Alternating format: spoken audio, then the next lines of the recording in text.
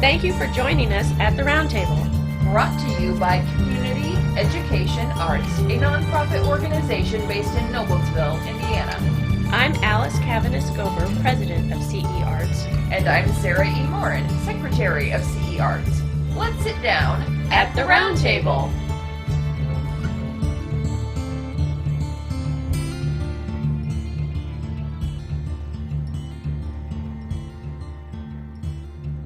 Welcome back as we continue our interview with writer and artist Alys Caviness Gober, which kind of leads me to Naked in Wonderland, my series of artwork and poetry books.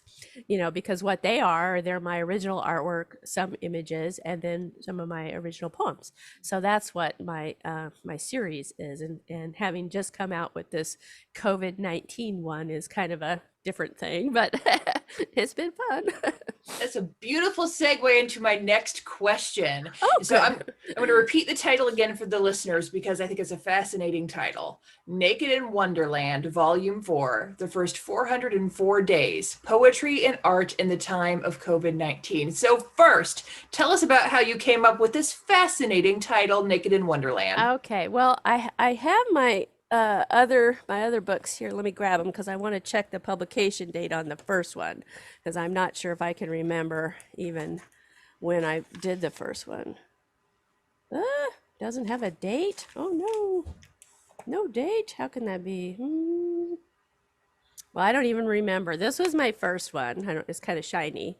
And I had this theory that I was always going to have a photo of the moon somehow on the front because I love the moon. Naked and Wonderland, the volume 1 would have been, boy, that would have been a long time ago. Why did I don't have the date on there? That was back in the day when I didn't know to put dates on things, I guess. But that was the first one. And this would have probably been in the I'm trying to think. Late 2000s, early 2010s, probably, that I did this book. And basically, this one captures things that I had written over my entire adult life. This was just, you know, putting poems in that I thought were good enough to share with my family and everything. And two things, you know, I immediately knew I was just going to do them in chronological order. I was always going to just do my poems oldest to newest in every book. And I envisioned a series. That's why I put volume 1 in great big letters on the cover of this one. Naked in Wonderland is from this little poem that I wrote. I don't know when I wrote it, but it was kind of like, well, actually, I do know when I wrote it because this says 01 January 2005. In this first volume, I actually put the dates I wrote the poems. Who knew? I haven't looked inside this book in a while. But this is, okay, so 2005-ish must have been when I did this book. And because I wrote this poem for this book, I was trying to, in a very short way, express what it feels like to put your innermost thoughts out there. Mm-hmm. And you know me, name Alice, spelled differently, but I love Alice in Wonderland. I love all things Alice in Wonderland. And so this is, you know, the poem that I wrote, Naked in Wonderland.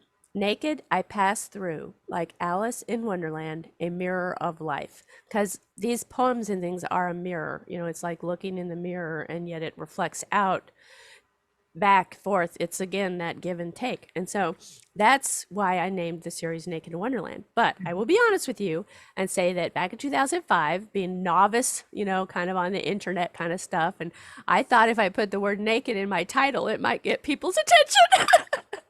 I can't say that it boosted sales because, you know, but I was trying to be savvy, you know. Well, I think it does get people's attention, but maybe For the not wrong the way reasons. you're thinking. I know. It was afterwards. I was like, I'm not sure if I should have done that, but that was part of my thinking. I have to be honest. I was like, what's a title attention grabber, you know? Right. But no, I relate to that feeling of, yeah, it is a naked feeling to put Yeah. yourself out there as an artist. I have a poem where I refer to that as being a naked feeling. So Yeah. I think that's very relatable for anyone who creates. And in the first volume, there's only 1 or 2 images. I was not yet in a place where images, I had built up a bunch of images that I was willing to share. There's 1 or 2 photos in there that literally the poem was inspired by that photos I had taken or something like that. So there's just very few images in that one.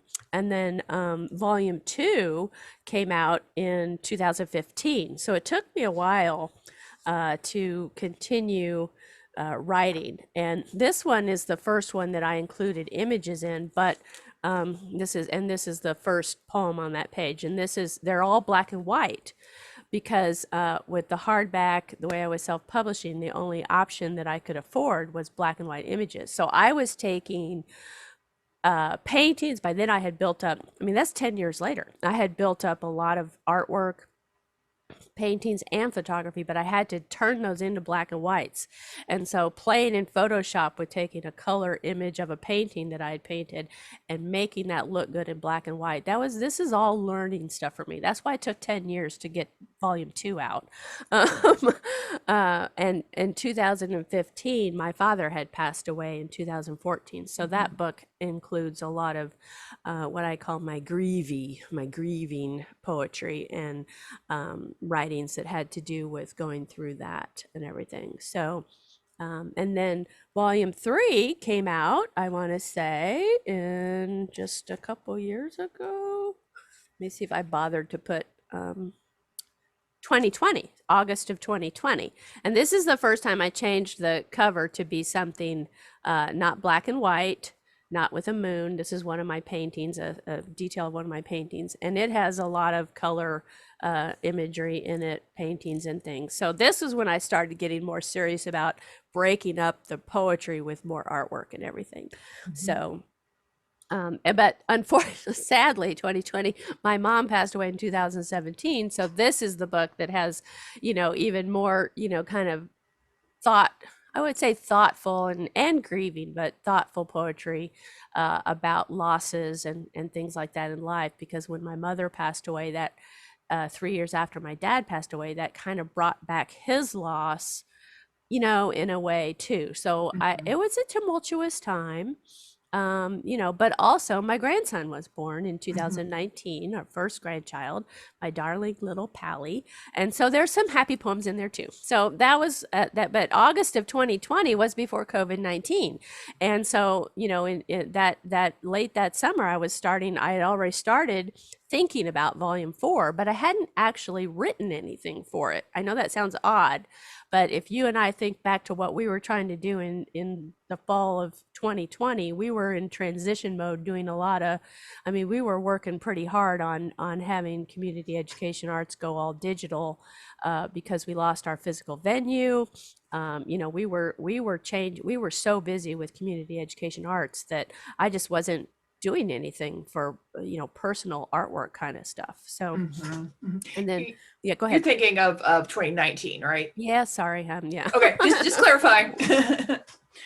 But yes, that was a tumultuous time Yeah. indeed. It was a big transition. Yeah, so I hadn't built up a lot of stuff that I wanted to put in past the 2020 August 2020 book. But anyway, so things were just so busy, and getting that book published. It took me a while because of all that stuff we were doing with community education arts. It took the back burner because we publish the Pulitzer Review every year. That's a huge project, and our NICE project, although we don't really publish anything for it, it's a huge project behind the scenes. What we're doing with our recordings and everything about the books that we choose and all that. So I think I managed to put things for my own artwork on the back burner a little bit just because of stuff like that. Yeah.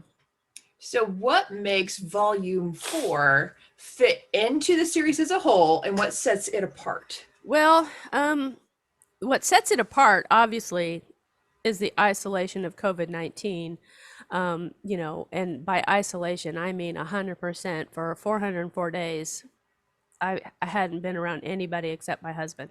And even then, in our house, living quite separate lives because he was going to work, masked, gloved, coming home, disinfecting everything he touched, including himself, showering, all that stuff.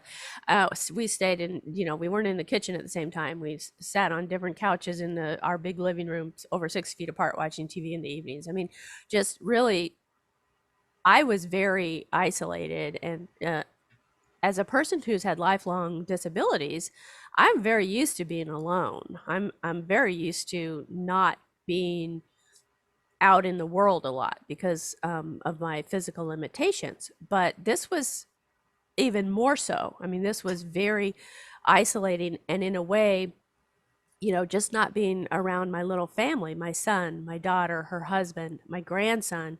We Zoomed every day and all that stuff, but physically we weren't really with them. And when we did see them in nice weather to go for walks or something, we were masked and gloved and separated, like one, I would be walking in the street, they're walking on the sidewalk, there's no, I couldn't even hold my little pally's hand, nothing. So the sense of doom also for someone with the health problems that I have, the pre-existing conditions, and as I mean, you can remember last year in 2020 in the spring when, the news of COVID-19 first started coming out, there wasn't, we know now that, the administration and everything wasn't handling it well, but at the time it was just very, we just didn't know. It was sounded, we knew it was terrible. We knew it was going to be deadly. We knew it was going to be something like nothing the world had ever seen before. And I'm lucky enough that I have a brother who's a doctor. Now he lives in California, so I don't get to see him, but he was keeping me informed of the dangers. And so I knew pretty early on that this was just going to be, if I survived it, I would be very lucky. If I got it, I mean, my own doctors and my brother flat out told me, if you get COVID-19, you will die. It will kill you. There's no way with your lung and heart problems that it won't. And so what's different about this book is that it starts from a place of complete paralyzing terror. I don't know how else to describe it. I was so frightened.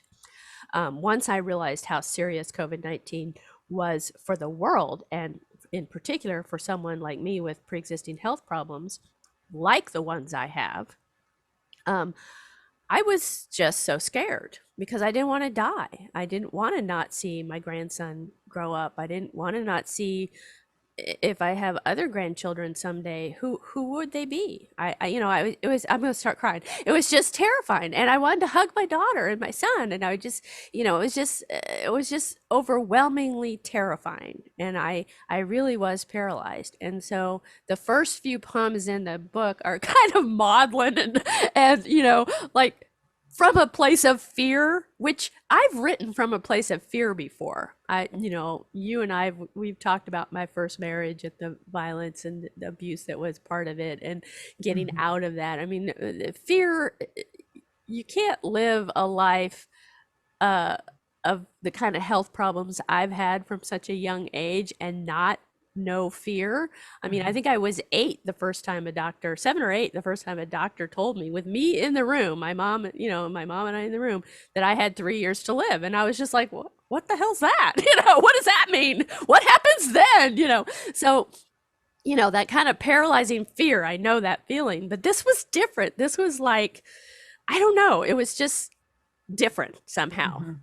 And so that kind of sets this volume apart from the previous 3, because it truly is, all of the volumes are a journey, because again, everything's just in chronological order. Here are some poems, and so you could see how I change as what I'm going through in my life, what I'm thinking about, whatever. But this was like, what is that old thing? This is your brain. This is your brain on drugs. This is like my portrait. It's like the worser. The more extreme journey, if you will, from fear to whatever you want to say. It ends on with hopefully a spirit of hope or something. Because 404 days, of isolation and waiting for that vaccine to be, when the vaccines finally were around, and then waiting to be eligible for one, and then getting the first shot, and then waiting for the second shot, and then getting 2 weeks after that, being able to hug Luke, my grandson.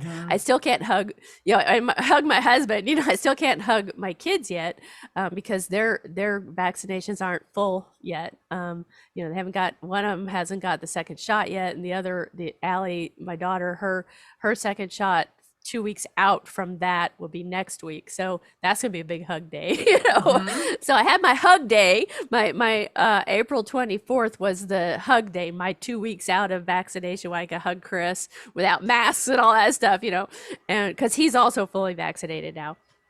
That's my husband, by the way. So, and that was the day I got to hug Luke, without, fear, and hold his hand, and that was really special. So I Mm-hmm. mean, he's grown so much in a year. He's 2 years old now, Yeah. So, but anyway, I'm rambling. Cut me off whenever. No. That was fascinating. I'm glad that you've told us about that journey. Coming up, the next part of our interview with artist and writer Alys Caviness Gober.